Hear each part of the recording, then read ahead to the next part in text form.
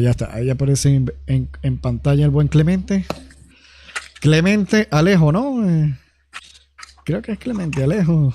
A ver, aquí anda Yo hay otro Alejo el por ahí. buen Clemente. ¿Qué pasó, Clemente? Explícanos esa vara que tú acabas de decir porque quiero creer que es un chiste, ¿no? Así que ya va, dame un chancecito aquí porque no te escucho. Y a Ok, ver, ok. aquí está. Listo, ahora sí debería escucharte. Cuéntamelo todo, Clemente. Estamos bien, gracias al Señor. Buenas noches para ti, buenas noches para el doctor por ahí. Ya tuvimos la oportunidad de compartir un ratito por allá en TikTok. Fíjate, Oscar, cuando un católico dice que el sacrificio de Cristo no está completo y que es insuficiente, hace referencia a que si el sacrificio de Cristo estuviera completo en su suficiencia, no hubiera necesidad de que Él tuviera que interceder. Por ejemplo, en Romanos 8:34 nos dice, Cristo es el que murió, más aún el que también resucitó, el que además está a la diestra de Dios, el que también intercede por nosotros. Entonces, cuando vemos que Cristo sigue intercediendo por nosotros, eso significa que el sacrificio fue insuficiente, porque si hubiera sido suficiente en ese sentido, no hubiera la necesidad de intercesión y de todas las demás cosas que hace. Por ejemplo, el texto que tú leíste ahorita, de que si pecamos, abogado tenemos. O sea, si el sacrificio fue completo, ¿para qué tú necesitas un abogado? Entonces, se tiene que entender partiendo de ese punto de vista en donde la restauración del hombre aún no está completa, porque la muerte no ha sido vencida, el juicio final no se ha hecho. Entonces, todavía no hemos llegado a esa perfección. Los hombres seguimos muriendo. Entonces, cuando ya la muerte sea vencida, entonces sí la obra estará completa. Entonces, se tiene que entender desde ese punto de vista. Y hay muchísimos otros textos bíblicos que te van a indicar que Cristo todavía sigue su obra continúa, no se detuvo, no fue algo que se quedó estático en el sacrificio de la cruz. Inclusive, cuando ustedes presentan ese argumento, es parecido a decir que el sacrificio de Cristo fue algo estático y que el hombre ya no tiene la necesidad de cooperar con su salvación en el cumplimiento de los mandamientos, de la ley de Cristo, en el arrepentimiento cuando se peca, para poder volver a entrar en la gracia que se perdió cuando se cayó en pecado, la confesión del pecado. O sea, que la salvación es un proceso. Entonces, cuando tú dices que el sacrificio de Cristo fue completo, fue suficiente, está sacando todos esos elementos que nosotros entramos a participar, porque nosotros cooperamos con nuestra salvación. Ustedes no pueden negar que el hombre sí coopera con su salvación a través de su libre albedrío. Entonces, cuando decimos que el sacrificio de Cristo fue insuficiente, es porque tenemos a Cristo intercediendo, que tenemos un abogado para cuando pecamos. Entonces, si el sacrificio, como lo plantean ustedes, fuera suficiente en el sentido de que ya no se necesita hacer algo más para alcanzar la salvación, entonces sí ustedes tendrían la razón, pero no la tienen, porque la salvación es un proceso y Cristo sigue trabajando con nosotros, inclusive el Espíritu Santo. Así que, no sé, puedo darle muchísimas citas bíblicas que apoyan el argumento que se presenta. Voy ahí, Clemente, porque el punto está en que tú creo que estás, para empezar, ligando peras con manzana. Un bocadito aquí antes que el doctor suelte su fire. Para empezar, estás ligando peras con manzana. En segundo, tú puedes tirar todos los textos que quieras, pero si no hay una explicación exegética de cada uno de ellos que pueda sostener lo que tú estás queriendo traer acá, eso no se sigue. Sería simplemente un galope de Gish, ¿no? Que, bueno, eventualmente tú eres bastante conocido por eso. No obstante, y aquí han hecho esta pregunta y le doy la palabra al doctor Enoel, porque a mí me gustaría que tú pudieras explicar quién intercedía en el Antiguo Testamento. Sí, entonces, bueno, hago esa pregunta. Doctor Enoel, adelante. Bueno, primero hay que establecer verdaderamente que lo que nosotros queremos mencionar con que el sacrificio de Cristo fue completo. Número uno, cuando Cristo declara que su obra es consumada en Juan capítulo 19, verso 30, él dice tetelestai, ¿verdad? Gramaticalmente, tetelestai está en un perfecto indicativo pasivo, lo que significa que la acción está una acción completa en el pasado. Y con estos efectos continúan de presente y el futuro. Si la obra de Cristo no estuviera completa, él no habría dicho consumado es, número uno. Número dos, el sacrificio de Cristo es único y suficiente. ¿Por qué? Porque en Hebreos capítulo 9, verso 12 dice, entró una sola vez para siempre en el lugar santísimo, no por sangre de machos cabríos ni de becerros, sino por su propia sangre, habiendo obtenido redención. No que iba a obtener redención, habiendo obtenido redención. Cuando dice que él entró, utiliza ese ilfen, que es un arisco activo indicativo, indicando que la acción está terminada definitivamente y completa. Esta redención muestra que no es temporal ni incompleta. Si el sacrificio de Cristo fuera incompleto, entonces tendría que repetirse continuamente, que si los católicos dicen que la misa es un sacrificio, pero a mí me dice que él se dio su vida una sola vez por todo y está sentado, ¿verdad? Está sentado, y eso es importante porque no está parado. Una vez que la persona se sienta, ya cesa su función, pero la Biblia enseña que es suficiente y definitivo. Número 3. Tenemos que entender que ya no hay más sacrificios necesarios, porque Hebreos capítulo 10, verso 14, dice, porque con una sola ofrenda, no dice diferentes ofrendas, hizo perfectos para siempre los santificados. Cuando dice que hizo perfecto, lo utiliza un perfecto indicativo, es que la perfección ya fue alcanzada en el pasado y sus efectos son continuos hasta el presente y futuro. Si Cristo no hubiera completado su obra y fuese incompleta, aún habría necesidad de sacrificio, pero Hebreos 10:14 nega eso. Número 4, la justificación es total y definitiva. En Romanos capítulo 5, verso 9, dice, pero mucho más estando ya justificados. No es que van a ser justificados, estando ya justificados en su sangre, por él seremos salvos de la ira. Y es nuevamente un perfecto pasivo que utiliza en el griego, es una acción completa en el pasado, es un efecto permanente. Si el sacrificio de Cristo hubiese sido incompleto, nuestra justificación no sería un hecho consumado. Así que si el sacrificio de Cristo fuera incompleto, entonces su obra no hubiera sido consumada. Juan capítulo 19, verso 30. ¿Se necesitarían más sacrificios adicionales? Hebreos capítulo 9, verso 2 y 10:14 refutan eso. La justificación no sería permanente. Romanos capítulo 5, verso 9 dice que sí es permanente. La Biblia enseña que Cristo lo consumó todo en la cruz. Juan capítulo 19, verso 30. Que obtuvo redención eterna en un solo sacrificio. Hebreos capítulo 9, verso 12. Y que los creyentes han sido justificados completamente en Romanos capítulo 5, verso 9. Por lo tanto, la enseñanza del sacrificio de Cristo que fue incompleto es antibíblico, contradice la Escritura, y Cristo hizo todo lo necesario en la cruz para nuestra salvación eterna. Ahora, para contestar más directo a lo que nuestro compañero está mencionando aquí, si decimos que la obra de Cristo fue incompleta, ¿verdad? ¿Y por qué entonces, si fuese completa, por qué todavía nosotros necesitamos entonces un abogado? Es que estamos comparando naranja con botella. Número 1, Cristo es abogado porque su sacrificio ya es suficiente. Exactamente. Precisamente en Juan capítulo 2, verso del 1 al 2, cuando dice que tenemos abogado, que es el Paracletón, tenemos para con el Padre Jesucristo, ¿verdad? Y él es la propiciación de nuestros pecados. Abogado, allí Paracletón significa un intercesor defensor. Y la propiciación, que es el sacrificio que satisface a Cristo, no es abogado porque su obra era insuficiente, sino porque su sacrificio ya fue suficiente. Él puede interceder sobre la base de la seguridad de ese sacrificio completo. Ejemplo, un abogado no repite el pago de una deuda, sino que defiende al cliente basándose en el pago ya efectuado. Número 2, Cristo intercede, ¿verdad? Pero no vuelve a sacrificarse. En Hebreos capítulo 7, verso 25 dice, por lo cual puede también salvar perpetuamente a los que por él se acercan a Dios, viviendo siempre para interceder por ellos.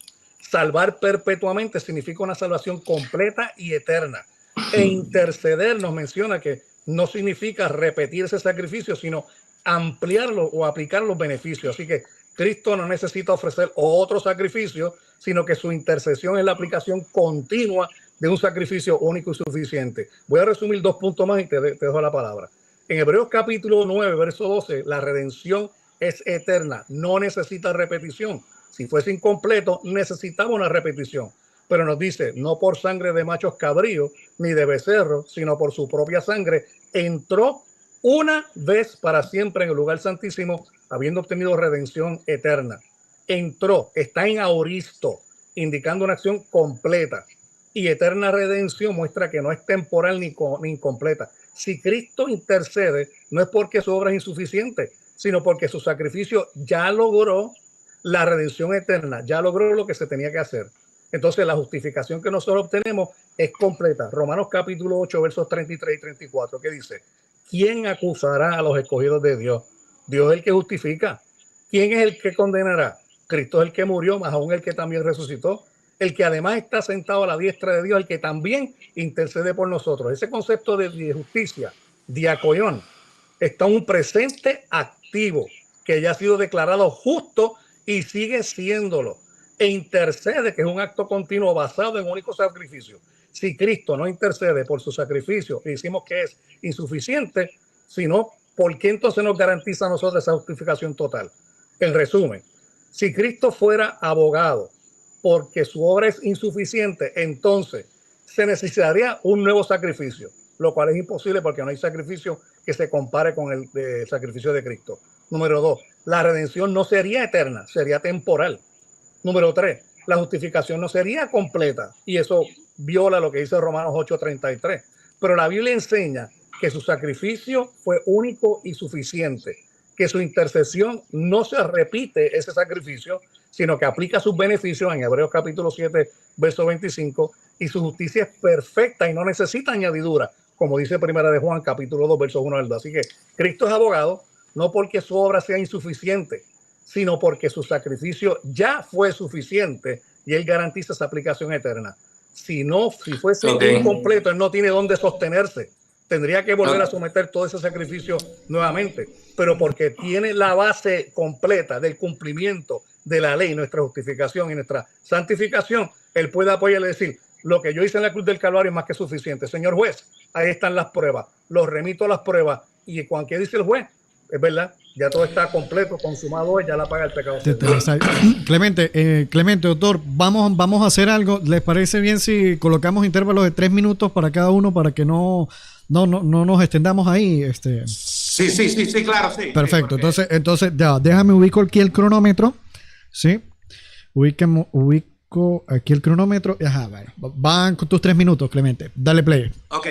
Ok, perfecto. Es que el doctor vino a presentar aquí una justificación perpetua cuando la justificación tiene un proceso. Es decir, que cuando usted obtiene la justificación como causa instrumental por medio de la fe, esa causa instrumental no se queda estática. Usted tiene que pasar a la causa material para que de la causa material usted llegue a la causa final.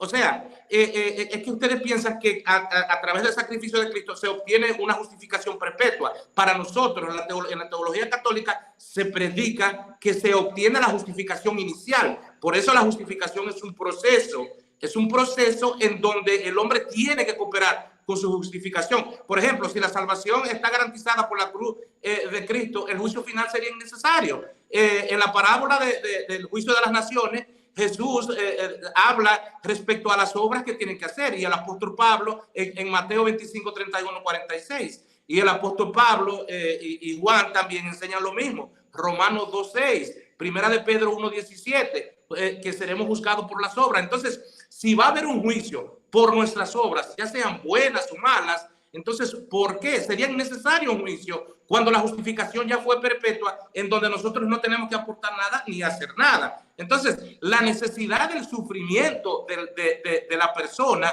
es un sufrimiento redentor a la vez. Colosenses capítulo 1, versículo 24 nos dice lo siguiente. Dice Pablo hablando: ahora me gozo en lo que padezco por vosotros y cumplo en mi carne, escuchen bien, y cumplo en mi carne lo que le falta de las aflicciones a Cristo. Aquí Pablo nos está presentando que él está completando las aflicciones que le faltan a Cristo. Entonces ustedes vienen a presentar una justificación perpetua, lo cual está totalmente errado. Ahí es que la teología protestante erra en toda su capacidad. Entonces, si el sacrificio de Cristo fue suficiente, ¿por qué los creyentes aún deben de sufrir y ofrecer sacrificio? Un minuto, Clemente. Mateo 16:24, Jesús dice: si alguno quiere venir en pos de mí, niéguese a sí mismo, tome su cruz y sígame. ¿Por qué Cristo no está diciendo que tomemos nuestra cruz, que hagamos nuestra parte? Si el sacrificio fue suficiente y total, completo, ¿para qué hacer eso entonces? Entonces, yo creo que ustedes están presentando una teología en algo que que todavía le falta, porque el mismo Pablo está hablando que le está añadiendo a las aflicciones de Cristo. Y puedo darle un montón de texto, mi estimado Oscar, y no es lo que tú dijiste anteriormente. Yo no relleno a la gente de texto, yo los explico muy tranquilamente, porque yo no tengo prisa. Ahora, si me había dado más tiempo, explico el resto para que quede claro. Pero nada, adelante. Estoy seguro que sí, Clemente. Bien, doctor, vamos ahí con tus 3 minutos, doctor. Va, 3, 2, 1, dale. Bueno, vamos a aclarar nuevamente el concepto de Colosenses capítulo 1, verso 24, porque Curateca sacó ese pasaje, lo tiró y ahora todo el mundo lo está repitiendo por ahí. No estoy diciendo que ese sea el caso de nuestro amigo, pero muchas personas malentienden este concepto.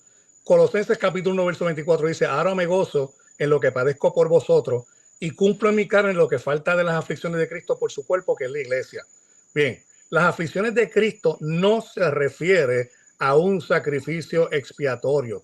En Colosenses 1:24 la palabra aflicciones, philipsis en griego, que en la Biblia nunca se usa para referirse a la cruz o la redención. Philipsis siempre se refiere a tribulaciones, persecuciones, sufrimientos que tenemos los creyentes, como Juan capítulo 16, verso 33 y Hechos 14, 22. Y como lo dice, en el mundo tendréis aflicciones, pero ánimo, yo he vencido el mundo. En ningún lado se habla de philipsis como refiriéndose a una redención añadida al sacrificio de Cristo. Pablo no dice que el sacrificio de Cristo fue insuficiente, sino que él está sufriendo persecuciones por parte del evangelio. Número 2, en cuanto a ese texto, el sacrificio de Cristo fue completo y perfecto. Hebreos capítulo 10, verso 12. Pero Cristo, habiendo ofrecido una vez para siempre un solo sacrificio por los pecados, se ha sentado a la diestra de Dios una vez y para siempre, que no necesita repetición ni cumplimiento. Se ha sentado porque la obra está terminada. Si el sacrificio de Cristo necesitara ser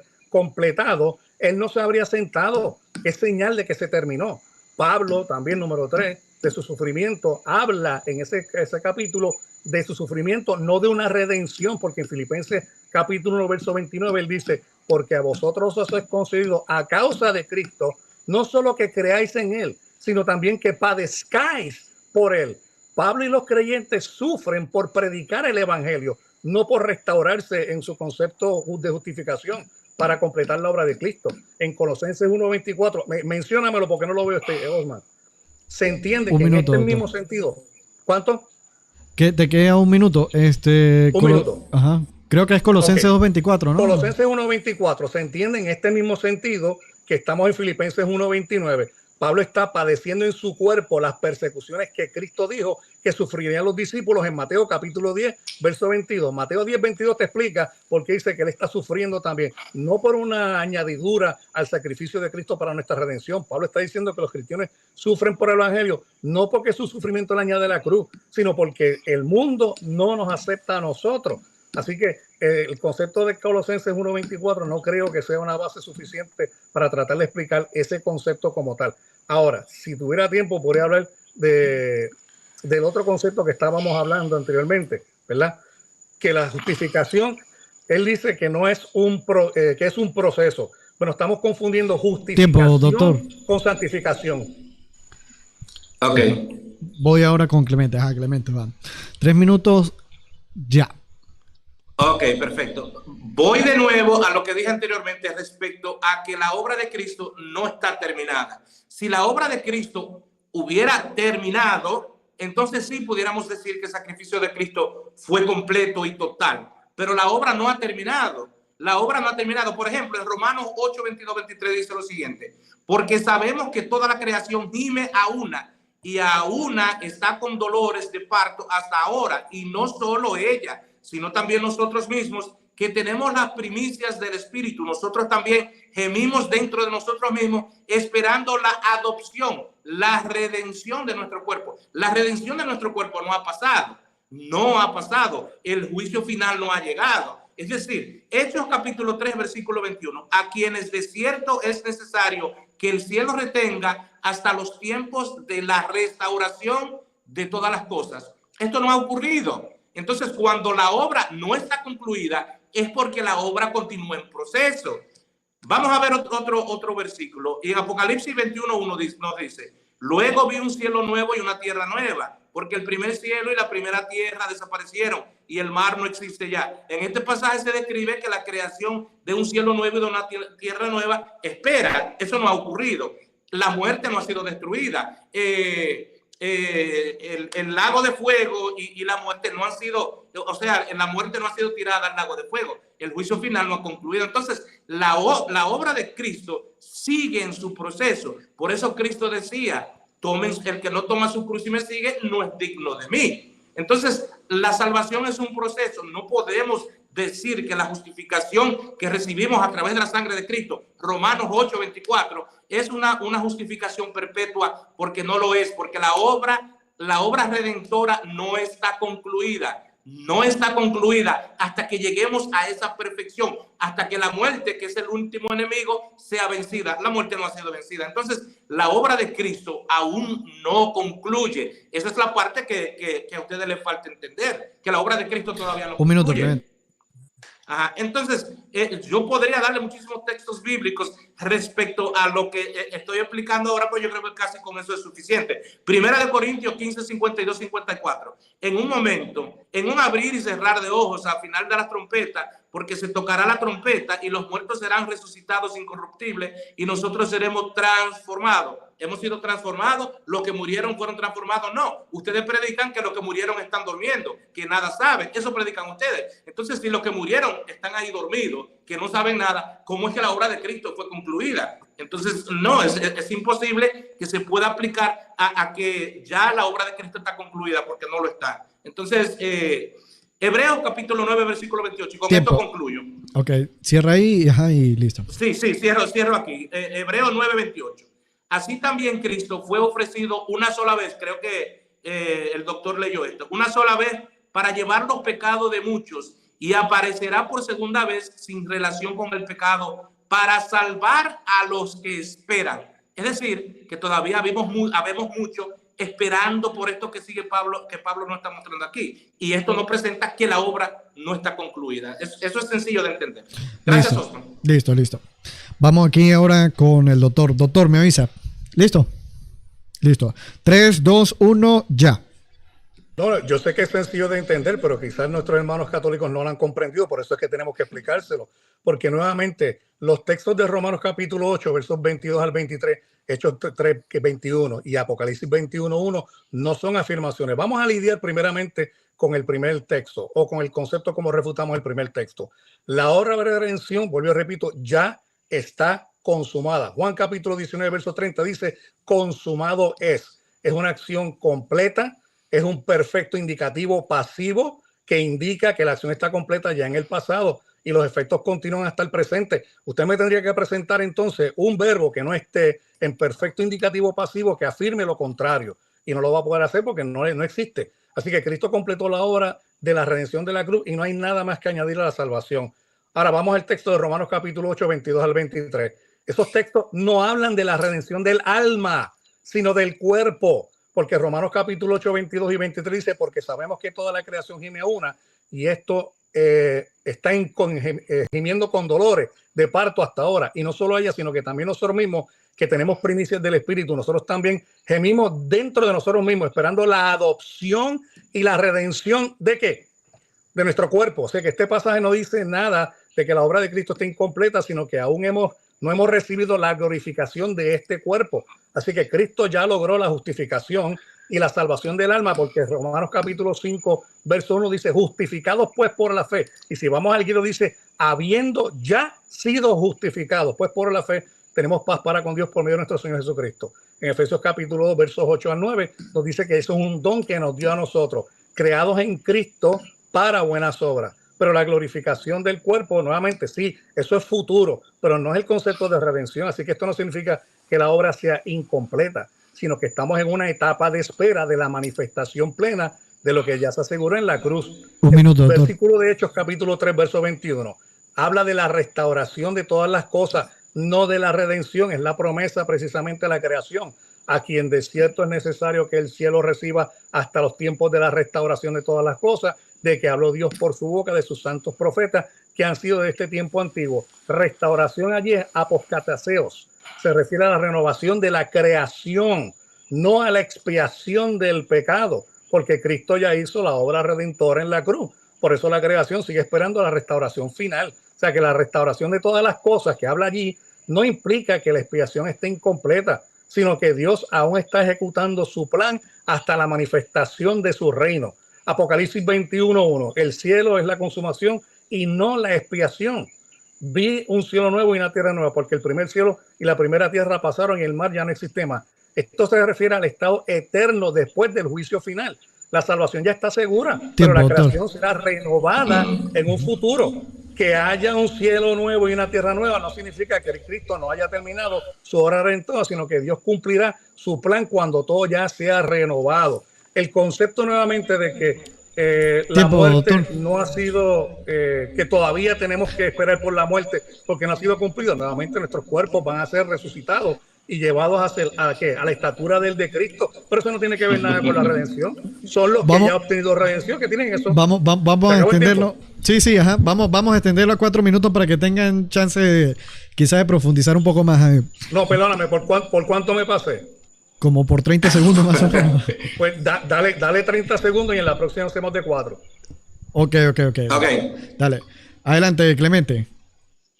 Ok, vamos a refutar al doctor aquí, porque el doctor sigue presentando a Juan 19:30 y hay que explicárselo al doctor para que entienda en qué contexto aquí el apóstol está hablando. El apóstol está hablando aquí cuando dice en Juan 19:30, cuando tomó Jesús el vinagre, dijo, todo está cumplido. ¿A qué se refiere Jesús a esto? A lo que ya había dicho en Mateo capítulo 5, versículo 17, en donde dijo, no penséis que he venido a abolir la ley y a los profetas. No he venido a abolir, sino a darle cumplimiento. Cuando Cristo dice aquí, en Juan capítulo 19, versículo 30, que todo está cumplido, se refiere al cumplimiento de la ley. Se refiere al cumplimiento de la ley, no a una justificación perpetua como el doctor la quiere venir a presentar aquí. A esto se refiere Juan 19:30, al cumplimiento de la ley, porque Cristo vino a cumplir la ley. Entonces, cuando Cristo como Cordero se sacrifica, cumple con esa ley ritual por medio de la cual los israelitas eran justificados a través del sacrificio de los animales. Éxodo, creo que 10:30. No estoy seguro, pero creo que Éxodo 10:30, en donde nos dice que a través del sacrificio de los animales el pecado era perdonado. O sea, que los israelitas sacrificaban a los animales para que sus pecados fueran perdonados. Claro, de forma temporal, eso es obvio, pero sus pecados le eran perdonados y eran justificados a través del sacrificio de los animales. Ahora, al llegar Cristo y sacrificarse, como nos dice en Hebreo capítulo 10, versículo 5, en donde dice, y me has formado un cuerpo, porque he venido a hacer tu voluntad. Estoy parafraseando. Entonces ahí vemos que Dios, el Padre, le forma un cuerpo al Hijo para ser sacrificado y cumplir con la ley que los israelitas no habían podido cumplir. Entonces cuando el doctor presenta aquí a Juan 19:30, es en ese contexto, no en el contexto de que ustedes, que nosotros recibimos una justificación perpetua. Porque nosotros predicamos que a través del sacrificio de Cristo y el derramamiento de su sangre fuimos justificados. Romanos 8:24 dice que por su sangre fuimos justificados. Entonces, al Cristo derramar la sangre, fuimos justificados, porque dice Pablo en otro texto que sin sangre no hay remisión de pecados. Entonces, nosotros fuimos justificados, recibimos una justificación inicial, pero la obra no se quedó ahí, porque si la obra hubiera estado completa, ya la muerte no existiría, y la muerte sigue estando, seguimos muriendo. Entonces la muerte sigue ocurriendo y el juicio final no ha ocurrido. Es decir, que nuestra salvación está en proceso, nuestra santificación está en proceso. La obra de Cristo no ha terminado. No tenemos cielo nuevo, no tenemos tierra nueva, no hemos tenido juicio final.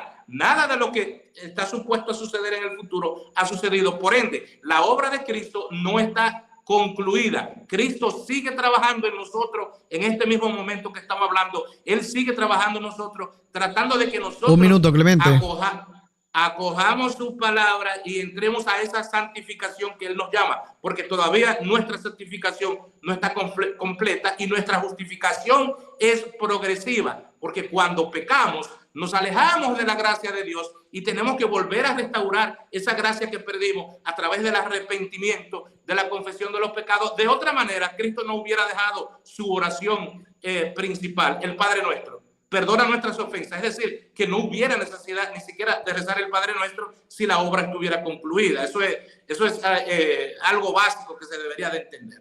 Pero bueno, concluyo con eso, mi estimado Oscar. Listo, está bien. Clemente. Bueno, doctor, vamos. 3, 2, 1, dale. Bueno, vamos a ser cuidadosos de no tratar de subestimar a las personas y de decir, bueno, el doctor no entiende y vamos a refutarlo. Bueno, interesante que quien tiene grados de estudio aquí en teología y todo eso, bueno, no voy a entrar en ese caso porque no vale la pena. Vamos a cambiar el tono y vamos a lidiar con los argumentos, porque si no entonces se vuelve un concepto ad hominem. Ahora, vamos aquí con esto. Refutar la idea de Juan 19:30, que solo se refiere al cumplimiento de la ley, va de la siguiente manera. Número 1. El contexto de Juan 19:30 muestra que es una declaración de redención completa. Vuelvo y repito, la palabra consumado en griego tiene un significado que es mucho más allá de la ley. Tetelestai está puesto en un perfecto indicativo pasivo, lo que indica una acción completa en el pasado con efectos continuos en el presente. Una declaración de que todo lo necesario para la salvación ha sido cumplido. La ley y a través de la gracia también. Si solo se refería a la ley, no utilizaría el término que expresa una habla completa y eterna. Por ende, levanto nuevamente la pregunta, si existe entonces otro verbo que se puede poner allí, porque por lo menos en todos los textos griegos no aparece otro verbo que tetelestai. Número 2, en el contexto de la obra redentora de Cristo en el Evangelio de Juan, a lo largo del Evangelio de Juan, Cristo se presenta como el cumplimiento de la ley. Lean Juan capítulo 1, verso 17. Pero su sacrificio va más allá de solo cumplir la ley. Es la obra redentora para salvar la humanidad, porque por la ley nadie puede ser salvo. Y el libro de Gálatas precisamente viene a explicar claramente de que el sacrificio de Cristo no es meramente para cumplir la ley. En Cristo cumplimos toda la ley. ¿Pero por qué en Cristo cumplimos toda la ley? Porque Él nos redime de todos los pecados por su gracia. Juan capítulo 3, verso 16 deja claro la misión de Cristo, que no fue solamente por cumplir la ley, sino para salvar al mundo. Ahí uno dice, porque de tal manera amó Dios al mundo, que vino a cumplir la ley, para que todos aquellos que cumplan la ley sean salvos y no se pierdan y tengan vida eterna. No, porque el sacrificio de Cristo en la cruz es para la salvación eterna, no solo por el cumplimiento de la ley. Tercero, la redención eterna en Cristo, en otros pasajes, como Hebreos capítulo 9, verso 12, dice, y no por sangre de machos cabríos, ni de becerros, sino por su propia sangre, entró una vez para siempre al lugar santísimo, habiendo obtenido eterna redención. La eterna redención muestra que la obra de Cristo tiene efectos permanentes y la ley tenía sacrificios repetidos. Por eso el libro de Hebreos decía que ahora tenemos un mejor sacrificio, que no estamos salvos por sangre de machos cabríos, sino con la sangre de Jesucristo. Y no como un sacerdote que tenía que ofrecer sacrificio uno y otro, sino que una sola vez por el sumo sacerdote que es Jesucristo. Así que la obra de Cristo es única y es eterna. Así que la obra redentora de Cristo no se limita simplemente a cumplir la ley, sino que hace una redención eterna. Un minuto. Sí. La obra de Cristo transciende nuevamente el cumplimiento de la ley. Porque Romanos capítulo 10, verso 4 dice, porque el fin de la ley es ¿quién? Cristo, para justicia a todo aquel que cree. Cristo cumple la ley completamente, pero su sacrificio va más allá de simplemente cumplir la ley. La ley fue nuestra escuela, nuestro ayo, como dice Gálatas capítulo 3, verso 24. Pero Cristo nos da una justificación y vida eterna, como dice Romanos capítulo 5, verso 18. Juan 19:30, no solamente el cumplimiento de la ley, sino la culminación de la salvación eterna para todo el mundo. Muy bien, doctor. Excelentísimo. Me avisa, Clemente. Sí, dale. Dale, pues. 3, 2, 1, sí, dale. Bueno, lo siento que el doctor se ofendiera aquí, que quiso presentarme un título para falacia de ¿cómo es que se llama esa falacia?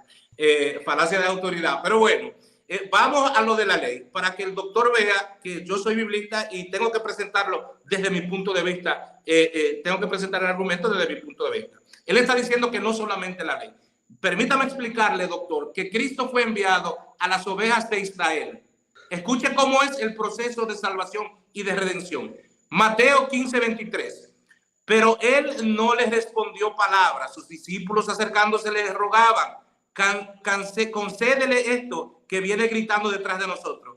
Respondió él, no he sido enviado más que a las ovejas perdidas de la casa de Israel. No he sido enviado más que a las ovejas de la casa de Israel. Ahora, otro texto, porque yo no hago doctrina de un solo texto. Mateo 10, 5, 6. A estos 12 envió Jesús después de darle estas instrucciones: no toméis camino de gentiles, ni entréis en ciudades samaritanos. Dirigíos más bien a las ovejas perdidas de la casa de Israel. Es decir, que Cristo fue enviado directamente a los de la ley. Cristo no fue enviado a los gentiles. Cristo fue enviado a la casa de Israel. ¿Qué ocurre? Que cuando la casa de Israel no lo acepta, creo que aparece en Juan 1:12, 1:11, vino a su casa y lo de su casa no lo recibieron. Cuando esto ocurre, entonces el propósito de la salvación se extiende para nosotros los gentiles, porque por ello no creer fueron desgajados del olivo. Entonces ahí entramos nosotros los gentiles. Cuando Cristo resucita en Mateo 27, creo que es 28, 19, es donde él da la comisión y nos envía a los discípulos por todo el mundo. Entonces, para que ustedes vean cómo el proceso de salvación cambió, porque Cristo fue enviado a los de la ley. Por eso él vino a cumplir la ley. Por eso en Juan 19:30 está hablando específicamente de la ley que ya se había mencionado en Mateo capítulo 5, versículo 17. Por eso él dijo, inclusive a Juan el Bautista, le dijo él, hagamos así para cumplir, cuando Juan no quería bautizarlo. Entonces él vino a cumplir la ley de esos de la ley que no habían podido cumplir con la ley. Entonces, cuando él dice todo está consumado, cuando él dice que Osman, deja de estar, cuando él dice que todo está consumado, se está refiriendo al cumplimiento de la ley. Él cumplió con toda la ley, no faltó nada. Y en Lucas capítulo 16 nos dice, él mismo hablando, que la ley y los profetas llegan hasta Juan. Lucas 16, Cristo hablando dice, la ley y los profetas llegan hasta Juan. ¿Por qué llegó hasta Juan la ley? Porque él vino a cumplirla. Y cuando dice en Juan 19:30, un minuto, Clemente, todo está cumplido. Sí, cuando en Juan 19:30 Cristo hablando inclina la cabeza y dice, todo está cumplido, pues a eso se refiere. Él vino a las ovejas perdidas de Israel y cumplió con la ley que ellos no pudieron cumplir. Por eso la salvación pasa a otros términos y entonces nos toca a nosotros los gentiles que fuimos entonces injertados en ese olivo. Por ello no creer, pero ese no era el propósito inicial de la salvación. Entonces yo creo que con eso queda presentado la totalidad de mi argumento y vuelvo a repetir, la obra de Cristo no está concluida, no está terminada. Entonces yo creo que con eso es suficiente, casi mi gente. Dale, Osman, y rácate el galillo. Voy aquí, doctor, me avisas. ¿Listo? Antes de que comencemos, déjame hacer una aclaración, okay, porque nuevamente acusarme de falación de autoridad, simplemente hice el comentario porque usted me está subestimando, diciendo, le tengo que enseñar al doctor. Pero usted me tiene que enseñar verdaderamente. O sea, no me subestime, amigo. Eso simplemente fue porque yo dije, lidere con los argumentos y no nos vayamos a ese concepto porque usted está insinuando de que usted me tiene que enseñar a mí algo. Y yo creo que yo tengo una posición ya establecida. Así que vamos a lidiar con los argumentos para hacer nuevamente un debate limpio. Simplemente yo le traje esa aclaración, le dije, no, mire, no me subestime, porque si vamos a subestimar, yo puedo sacar esta falacia también. Pero no estamos aquí para hacer falacia, estamos aquí para nuevamente dialogar y traer ese concepto. Así que con eso empezamos, si me permite el tiempo. Vale, voy aquí entonces, doctor. 3, 2, 1, dale. Bien, nuevamente, todavía estoy exigiendo para que haya una refutación plena a mi posición de que tiene que haber un verbo que especifique tetelestai, no en la posición como yo le expliqué gramaticalmente, porque claramente la definición y el concepto gramatical de esa palabra habla de un cumplimiento en un momento con ramificaciones eternas. No podemos confundir la justificación con el proceso de santificación y el proceso de glorificación, que son posteriores a. Y eso pues nuevamente hay que aclararlo. Tetelestai no solo cumple con la ley, eso quiero que lo tengan claro las personas que nos están escuchando, sino que completa la redención humana, porque nuevamente Juan 19:30, ¿verdad? Y estamos haciendo un debate de Juan 19:30, pero es que esto hay que aclararlo. Cuando dice consumado, repito, la palabra tetelestai está en un perfecto indicativo pasivo, lo que implica que la obra fue completa en el pasado. La expiación de los pecados de toda la humanidad fue completa en el pasado. El término significa que todo lo necesario para salvación, la ley, la gracia, todo lo que es necesario, la justicia, la reconciliación, la expiación y la redención, todo está cumplido en la obra de la cruz del Calvario. Cristo no solo cumplió con la ley, sino que completó el sacrificio necesario de la salvación para todos. El propósito de Cristo fue salvar a la humanidad, no solamente cumplir con la ley. Aunque Él viene a las ovejas del redil de la casa de Judá, la pregunta que tenemos que hacer es, desde la eternidad, ¿Dios tenía solamente en mente que iba a salvar a los judíos o que iba a salvar a toda la humanidad? Si decimos que va a salvar a toda la humanidad, ergo implica que se está malentendiendo el concepto de que cuando se habla para salvar a los judíos es por una promesa que se le da a Abraham, pero las ramificaciones eran que en ti serán benditas todas las naciones, incluyendo a quienes, a los gentiles. Así que en un propósito desde una perspectiva de la ley, caemos en un concepto de la gracia que en el protoevangelio nos habla no solamente de los judíos, sino también de los gentiles. En Mateo capítulo 1, verso 21 dice, y dará a luz un hijo y llamará su nombre Jesús, porque él sabrá a su pueblo de sus pecados. Ah, bien, me va a decir que eso es los judíos. Pero pregunta, ¿no dice el libro de Romanos que aquellos que venimos a creer por la fe somos también hijos de Abraham y herederos de su promesa? Pues sí, por la fe nosotros también somos hijos de Abraham y deseamos y obtenemos la salvación también, tal como judíos, porque fuimos nosotros injertados en el olivo. Así que el nombre de Jesús significa que Dios salva. No dice que Dios salva a los judíos nada más. Dice que la misión de Jesús desde su nacimiento fue salvar a la humanidad de los pecados, no solamente a los judíos. Así que la salvación que dice allí Tetelestai implica más que una obediencia de la ley, es la expiación de nuestros pecados por medio de su sacrificio. Porque el Hijo del Hombre vino a buscar y a salvar lo que se había perdido, no solamente de la casa de Judá. Cristo vino a salvar y no solamente por cumplir la ley. Un minuto, doctor. Cristo fue a buscar y salvar. ¿Se terminó? Un minuto, te queda un minuto. Un minuto, bien. Cristo vino con un propósito claro de salvar, no simplemente de cumplir la ley. Eso es claro. El sacrificio de Cristo fue por todo, no solo por el cumplimiento de la ley. Y me remito nuevamente a Juan 3:16. Juan 3:16 nos dice, por aquel que cumpla la ley se salvará y obtendrá vida eterna. No dice a todo aquel que cree, sea judío o sea gentil. En 1 Timoteo capítulo 2, verso dice, el cual se dio a sí mismo el rescate por todos. Cristo se entregó como rescate para todos, lo que muestra que el sacrificio y la salvación es por toda la humanidad, no solamente por el cumplimiento de la ley. La ley fue cumplida en Cristo definitivamente, pero vino para salvar toda la humanidad, no solamente a los judíos. Buenísimo, doctor.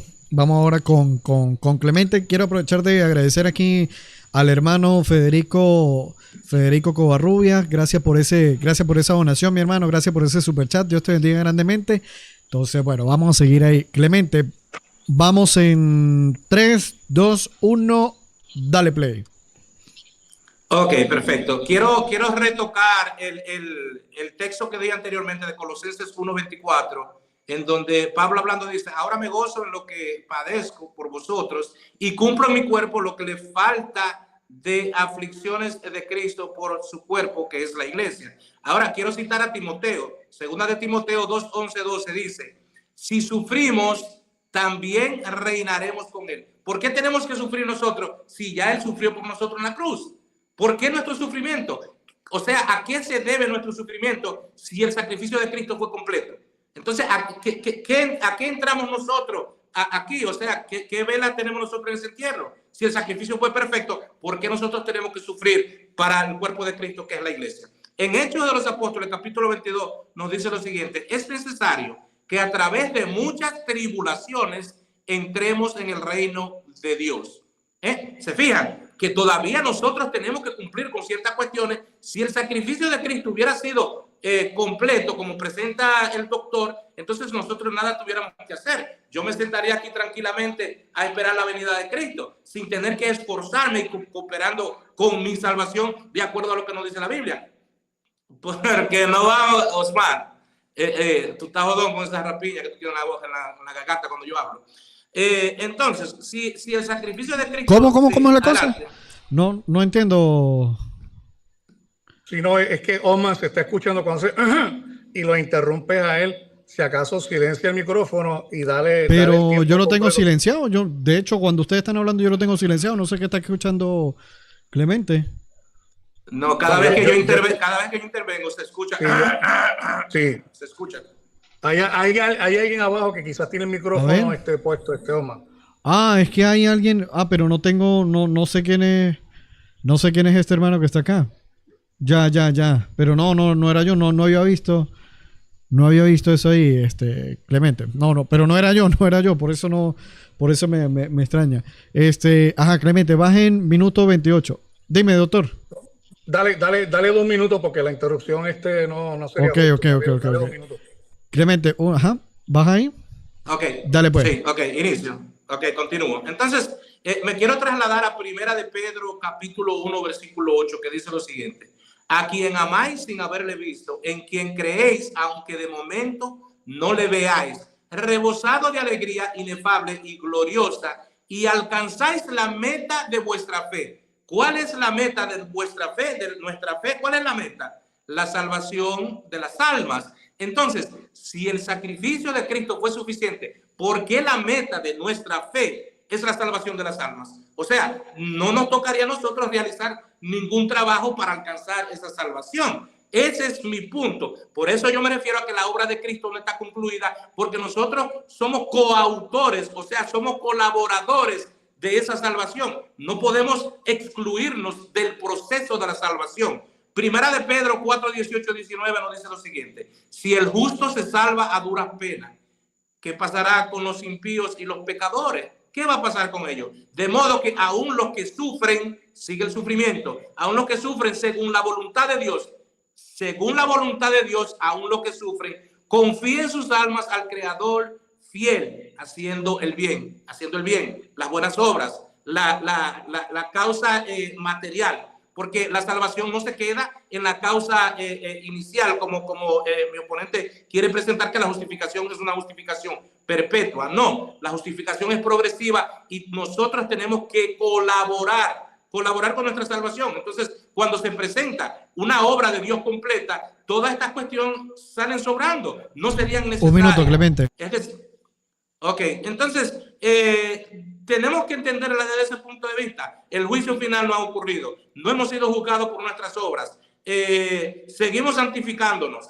O sea que es un proceso. Si caemos en pecado, tenemos que volver a restaurarnos. Tenemos que volver a arrepentirnos del pecado que hemos cometido, a confesar el pecado que hemos cometido para poder recibir ese perdón y entonces volver a entrar en esa unión con Cristo y con el Padre. Entonces, no, la obra de Dios no está concluida. La obra de Cristo no está concluida. Filipenses 3, 11, 14. Tratando de llegar a la resurrección de entre los muertos. No que lo tenga ya conseguido o que sea ya perfecto, sino que continúo mi carrera por si lo consigo alcanzar. O sea, que el mismo Pablo seguía trabajando y perfeccionándose en esa salvación que quería alcanzar. Entonces, no está terminada la obra. Listo. Bien, vamos ahí ahora con el doctor. Doctor, 3, 2, 1, dale play. Bueno, aquí hay un problema que yo encuentro que es bien grande. Si yo puedo comparar lo que yo hago a la obra de Cristo, que es una obra de un Dios encarnado, o tratar de añadirle algo a un Dios que es todopoderoso, yo creo que denigro la posición de Dios en ese sentido. Si pecamos, entonces la pregunta es, ¿cuál sacrificio estamos haciendo nosotros? ¿O es el sacrificio de Cristo o es un sacrificio de nosotros? Y si es de nosotros, un sacrificio temporal. Por eso precisamente en el libro de Hebreos nos dicen que ya nosotros no somos justificados por sangre de machos cabríos, que tenían que presentarse una y otra vez. Sin embargo, tenemos a uno que una sola vez entró al trono de la gracia ofreciendo su sacrificio una sola vez por todos, que es un sacrificio perfecto y sin mancha. El sacrificio de Cristo sí fue completo, pero hay que entender, y esto es lo que yo creo que no quiero que se confunda. El sacrificio de Cristo es completo, pero el sufrimiento del cristiano no es para su redención, sino por su identificación con Cristo. Por eso en Colosenses capítulo 1, verso 24, Pablo dice, ahora me gozo en lo que sufro por vosotros y completo en mi carne lo que falta de las aflicciones de Cristo por su cuerpo, que es la iglesia. El sacrificio de Cristo es completo y suficiente para la salvación, porque Cristo pagó por completo por nuestros pecados. Regreso al concepto de tetelestai, que todavía estoy esperando contestación a ese verbo. El sufrimiento cristiano no es para redención, sino por identificarse con Cristo, porque los creyentes participan en los sufrimientos de Cristo al vivir en este mundo caído. Por eso dice, a mí no me aceptaron, a ustedes tampoco. Colosenses capítulo 1, verso 24, que fue el texto que se trajo, no está diciendo que el sufrimiento de los cristianos sea necesario para completar la obra redentora de Cristo, sino que los cristianos experimentan aflicciones como parte de su vida y vivir en Cristo. Y es su misión de proclamar el evangelio. ¿Por qué? Porque este mundo no nos ama. Completar lo que le falta de las aflicciones de Cristo se refiere nuevamente a participar en el sufrimiento de Cristo al llevar el evangelio y ser perseguidos por él. Pablo fue apedreado, llevado a la cárcel, fue dejado por naufrago, todo porque por el evangelio. Cristo sufrió para la redención, pero nosotros sufrimos para testificar de esa redención, para identificarnos con el que en el fundamento de nuestra fe. Así que el sufrimiento de los creyentes es parte del proceso de santificación, no de justificación. Y el discipulado, no, vuelvo y digo, todo esto no es para redención, sino es para santificación, porque segunda de Timoteo capítulo 2, versos 11 y 12, que dice, palabra fiel es esta: si somos muertos con él, también viviremos con él. Si sufrimos, también reinaremos con él. Si le negamos, él también nos negará. El sufrimiento cristiano no es para redimirnos. La obra de Cristo en la cruz fue suficiente y completa para nuestra salvación. Y el sufrimiento en la vida cristiana tiene un propósito. Es parte del proceso de santificación y discipulado. El sufrimiento es un medio por el cual el cristiano se identifica con Cristo y se desarrolla su carácter. Por eso nos dice Romanos 5, del 3 al 5, ese concepto. Como Cristo sufrió, nosotros también sufriremos. Y esto es que en este mundo que está caído, como parte de identificarnos con él, por eso es que nosotros sufrimos, pero no es un aspecto de redención. El sacrificio de Cristo es suficiente para nuestra salvación, pero la vida cristiana implica un sufrimiento por causa del evangelio. Por eso el texto de Filipenses capítulo 1, 29 dice, porque a vosotros os es concedido a causa de Cristo, no solo que creáis en él, sino que también padezcáis por él. El sufrimiento cristiano es el resultado del compromiso del evangelio. Cristo ganó nuestra salvación de una manera completa. Así que si pecamos, vuelvo y le digo, ¿cuál es el sacrificio que vamos a ofrecer? ¿Cómo lo podemos comparar al nivel cuando nuestras obras son trapos de inmundicia? Tiempo, doctor. Listo. Vamos a dar 2 rondas más y cerramos el live, hermano, que yo tengo ya 3 horas aquí, ¿ok? Entonces vamos ahí, Clemente, 3, 2, 1. Lo vamos a hacer de 3 minutos ahora, ¿ok? Para ir ya cerrando las 2 rondas que quedan de 3 minutos. 3, 2, 1, ya. Dale, Clemente. Una gracia imponente, o sea, que el hombre es salvo sí porque sí. No, Dios no puede salvar al hombre sin el hombre. Dios no puede salvar al hombre sin el hombre. Es decir, que si el sacrificio de Cristo fue suficiente, el hombre no tendría que hacer nada. Entonces, ese es el asunto. Ahí es que se va cuando nosotros presentamos que el sacrificio de Cristo fue insuficiente respecto a la responsabilidad que le toca al creyente de cumplir. Porque ancha es la puerta que lleva a la perdición. O sea que hay 2 caminos. El hombre elige a través de su libre albedrío. Es decir, que aunque el sacrificio de Cristo haya sido suficiente, si el hombre no coopera y cumple con lo que Cristo ordenó que se cumpliera, el sacrificio de Cristo es insuficiente en ese sentido. El sacrificio de Cristo es suficiente para entregarnos la justificación inicial que nos da la gracia. Al recibir la justificación inicial, recibimos esa gracia que nos acompaña, pero nosotros tenemos que cooperar con esa gracia. Esa gracia no se queda estática. El sacrificio de Cristo tampoco se quedó estático, aunque ocurrió en un momento específico en la historia. El sacrificio de Cristo, su aplicación que se aplica a nosotros, porque el sacrificio se realizó, pero es para aplicarse a nosotros respecto al cumplimiento de los mandamientos y respecto a lo que nos dice la Escritura. Pero bueno, vamos a leer aquí a 1 Corintios 15, 24, 28 y 27, si me da tiempo. Luego el fin, no ha llegado el fin. Luego el fin, cuando entregue a Dios Padre el reino después de haber destruido todo principado, dominación y potestad. La obra de Cristo no está concluida, porque debe él reinar hasta que ponga a todos sus enemigos bajo sus pies. Y el último enemigo en ser destruido será la muerte. La muerte no ha sido destruida, la muerte no ha sido echada en el lago de fuego, Apocalipsis 20:14. Un minuto, Clemente. No ha sido echada al lago de fuego. 27 dice lo siguiente: porque ha sometido todas las cosas bajo sus pies. Mas cuando diga que todo está sometido, es evidente que se excluye aquel que ha sometido a él todas las cosas. Cuando hayan sido sometidas a él todas las cosas, entonces también el Hijo se someterá a aquel que le ha sometido a él todas las cosas, para que Dios sea todo en todo. Esto no ha ocurrido. Es decir, que la obra de Cristo no está concluida todavía. Él sigue trabajando en nosotros, Él sigue santificando su iglesia, Él sigue trabajando en los que andan, que se han perdido y se han desviado de su verdad. La obra de Cristo no está concluida, por más que mi oponente quiera presentarlo de esa manera. Lo siento. Adelante, Oscar. Listo, pues. Doctor, vamos ahora con 3 minutos contigo. ¿Ok?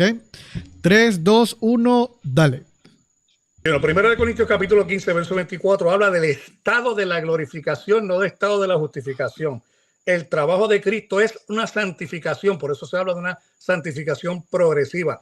Nuestro estatus o nuestra posición es justificados pues por la fe. Por eso dice, habiendo sido ya justificados pues por la fe. La salvación es un regalo gratuito y no depende de nuestra cooperación. En Juan capítulo 1, verso 12 dice, aquellos que le recibieron, a que le aceptaron, les dio la potestad de ser llamados hijos de Dios. Pero ¿qué dice Juan capítulo 1, verso 13?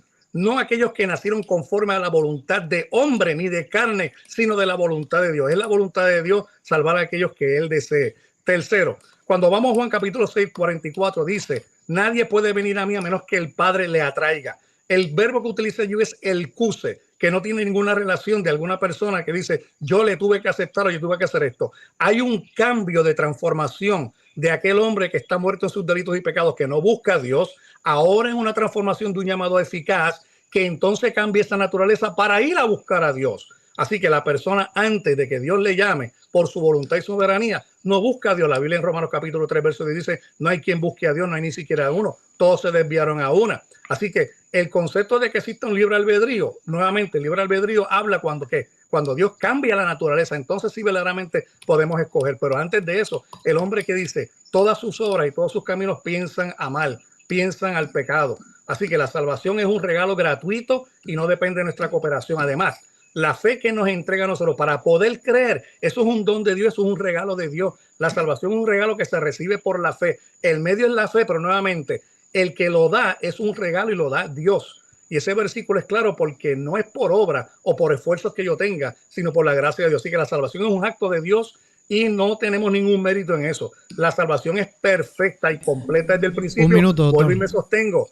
Tetelestai, no me han dado contestación si hay otro verbo en el griego que pueda afirmar lo que dice allí, el cumplimiento completo de la obra de la cruz del Calvario. Y además de eso, si yo peco y tengo que ofrecerle un sacrificio por mis desventuras y por mi sufrimiento, ¿qué hago con Hebreos capítulo 10, verso 14? Que dice, porque de una sola ofrenda, hizo perfectos para siempre a los santificados. Para siempre es una indicación de salvación que Cristo ofrece perpetua y segura. La salvación es algo que debemos mantener con nuestras obras porque nosotros somos guardados por el poder de Dios para salvación. ¿Se acabó el tiempo? Quedan 40 segundos. Sí, vamos a primero de Pedro capítulo 1, verso 5. Dice que nosotros somos guardados, no porque yo quiero hacerlo, sino porque el poder de Dios me guarda a mí de esa manera. Así que nuevamente, el cambio de nuestra naturaleza, hay que entender que el Espíritu Santo hace una obra en nosotros y nos cambia de estar muerto a estar vivo. Y podemos ejercer un libre albedrío verdadero cuando solamente el Espíritu nos liberta. De lo antes no podemos. Listo. Ok. Bien, Bueno. la última ronda y cerramos porque hasta ahora sí tengo hambre. Sí, Dale pues, sí, Clemente. sí, ya. 3, 2, 1, Ok. dale play. Ok, perfecto. El doctor vino aquí a presentar una doctrina calvinista de una gracia irresistible. O sea, que el hombre no se puede resistir. Dios lo salva porque lo salva. Aunque el hombre peque, aunque el hombre haga lo que haga, Dios lo salva porque lo salva. La gracia irresistible. Errada doctrina, doctor. Y mencionó a Juan capítulo 1, versículo 12. Una mala traducción de la Biblia Reina y Valera. Porque ahí el doctor presentó que se está hablando ahí del creyente cuando no está hablando del creyente. Voy a citar. Juan capítulo 1, versículo 12 dice lo siguiente. Pero a todos los que le recibieron, les dio poder de hacerse hijos de Dios, a los que creen en su nombre. El versículo 13. La cual o el cual, refiriéndose al verbo,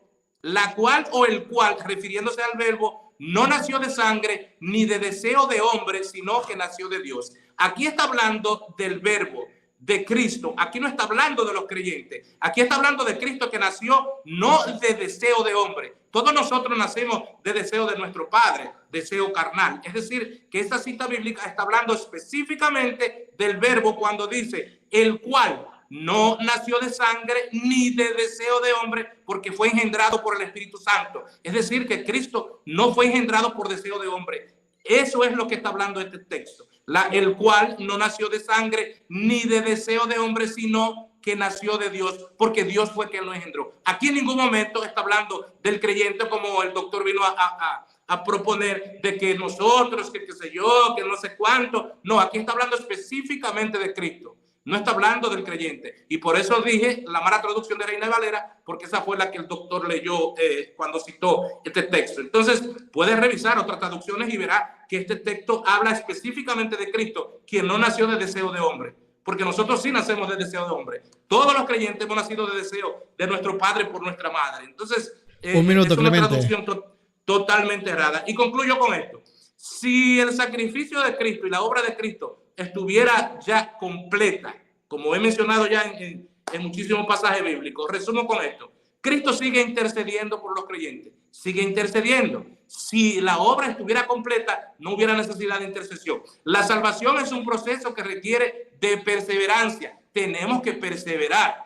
El mundo aún no ha sido completamente redimido. La resurrección y el juicio final aún no ha sucedido. Y el sufrimiento de los creyentes sigue desempeñando un papel en la economía de la salvación. Es decir, que yo creo que en todos los textos que se han presentado y los argumentos que han sido presentados, es claro y evidente que la obra de Cristo no ha sido terminada, que sigue en proceso.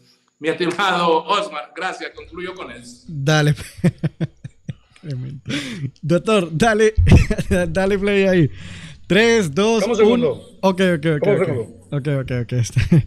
Aquí abajo tengo un hermano que me acabo de dar cuenta que tiene casi una hora aquí esperando, yo no me había dado cuenta. Pero ya nosotros estamos cerrando. Ahorita que finalice el doctor, Clemente mete unos últimos bocaditos ahí. Vamos a Clemente, le damos chance ya que el hermano hable unos segundos y cerramos el live, pues. Porque ya tenemos 3 horas aquí transmitiendo, así que bueno. Doctor, me indicas, ¿ok? Bien, dame un segundo, déjame agrupar por aquí porque Vale. esto hay que tocarlo bien. Mientras tanto, Salúdame, Omar. Sonríe si el Señor le ama. escucha. Sonríe si el Señor le ama. No, hombre, dale. Ok, Dale, pues, doctor. Voy. 3, 2, 1, play. bien, nuevamente, aquí vamos a ver el concepto de una exégesis de Juan capítulo 1, verso 13, 12 y 13. Porque fíjate que comienza precisamente, dice, los cuales, o en la tradición que utiliza los católicos, dice, la cual no nació de sangre, ni de deseo de carne. Pero ¿qué es lo que está hablando el contexto? El contexto en el versículo 12 está hablando precisamente de aquellos que iban a nacer precisamente del Espíritu, que más adelante es expandido en Juan capítulo 3, cuando Nicodemo dice, ¿puede un hombre entrar entonces en el vientre de la madre? Así que el contexto de Juan 1:13 establece que los creyentes son los que nacen de Dios, no por voluntad de hombres o de la carne, porque el versículo 13 dice, a los que le recibieron. ¿Quién? Jesucristo recibió a Dios entonces. Porque dice allí, a los que le recibieron y fueron nacidos de Dios, lo cual se refiere a los creyentes, porque nuevamente Jesucristo no tiene que recibir a Dios, Él es Dios.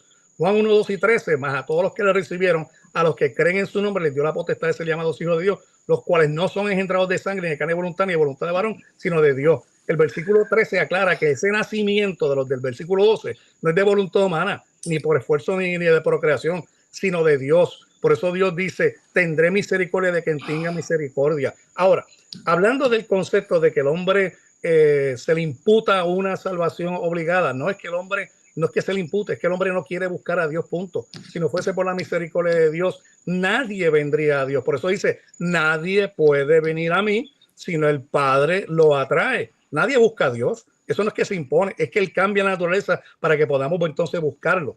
El nacimiento de Cristo sí fue la voluntad de Dios, pero Juan 1:13 no está hablando de su nacimiento físico. Juan 1:13 está hablando del nacimiento espiritual de lo que está mencionando en el versículo 12. Y entonces el enfoque de Juan 1:13 es el nuevo nacimiento espiritual de los creyentes. El Evangelio de Juan, desde el capítulo 1 hasta el capítulo 3 específicamente, habla de ese nacimiento. Un minuto, doctor. Lo que Jesucristo explica en Juan capítulo 3, versos 3 al 8. Dice que este nuevo nacimiento no depende de la voluntad humana.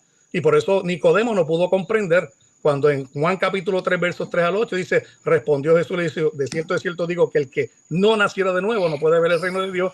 lo que es nacido de la carne, carne es, lo que es nacido del Espíritu, Espíritu es.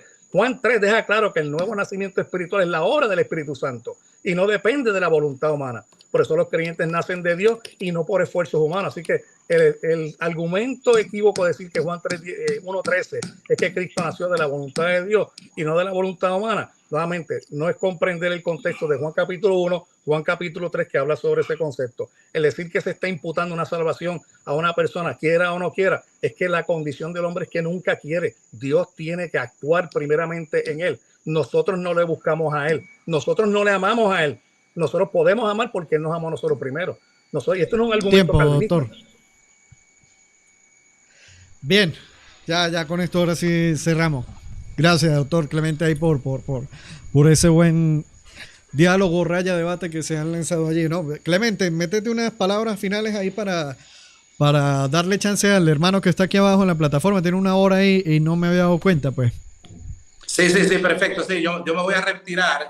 Como te dije que quería subir un ratito para pues exponer ciertas cuestiones, como vi que presentaste un video de la señora en donde ella estaba hablando de la insuficiencia respecto a la colaboración que el hombre tiene que presentar, pues quise pues más o menos tratar eso. Pero nada, Omar, agradecido de verdad por permitirme subir aquí a tu canal, agradecido con el doctor, siempre es importante tener este tipo de diálogo, hablar de la palabra de Dios. Yo creo, a mí me fascina hablar de la palabra de Dios y yo creo que es beneficioso para los que están por ahí escuchando, que puedan sacar sus propias conclusiones y estudiar pues el contexto de lo que la Escritura dice, no solamente en una traducción, sino revisar otras traducciones para entonces tener un argumento más fuerte. Así que, Osman, agradecido con el doctor por su paciencia. Y doctor, no, yo nunca underestimate you, como dicen los gringos.